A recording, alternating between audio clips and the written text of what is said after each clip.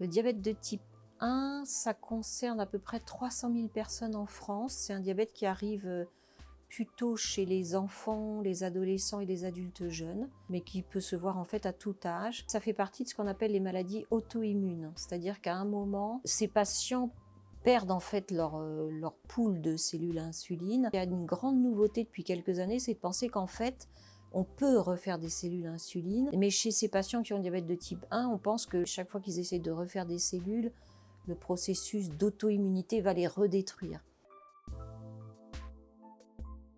Il y a beaucoup de recherches qui est faite autour de ça, en particulier sur des facteurs d'environnement, parce qu'on sait qu'il y a des familles un peu à risque de diabète de type 1, mais c'est un risque modéré. Et puis, il y aurait des facteurs d'environnement successifs qui conduiraient à cette activation du système immunitaire.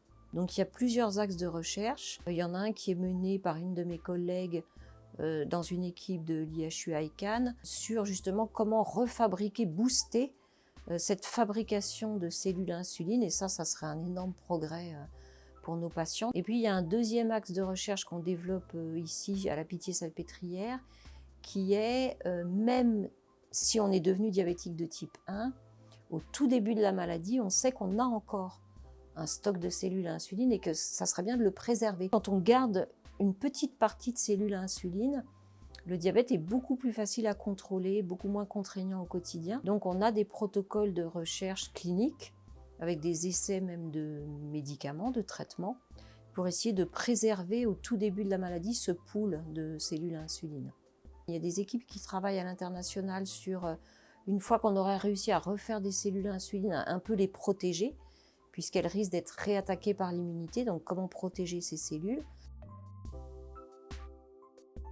Ce qui va très très vite en ce moment, c'est la technologie. Les capteurs, les pompes à insuline, les pompes à insuline et glucagon, qui communiquent maintenant avec des capteurs, ce qu'on appelle des boucles, qui allégeraient énormément la charge mentale de la vie au quotidien avec le diabète, puisque c'est un système qui fait un peu le travail à la place des personnes. Donc nous, on est évidemment un peu pionniers pour tester ces systèmes dans le service. Ça fait 1 an que nos patients en bénéficient et on est à l'affût du moindre progrès de ce point de vue-là pour tester très tôt ces prototypes.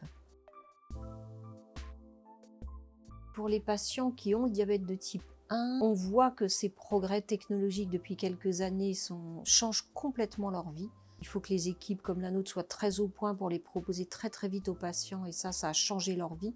Et puis l'immunothérapie qui va sûrement porter ses fruits aussi. En tout cas, oui, il y a un grand message d'espoir quand même, je tiens à le dire là.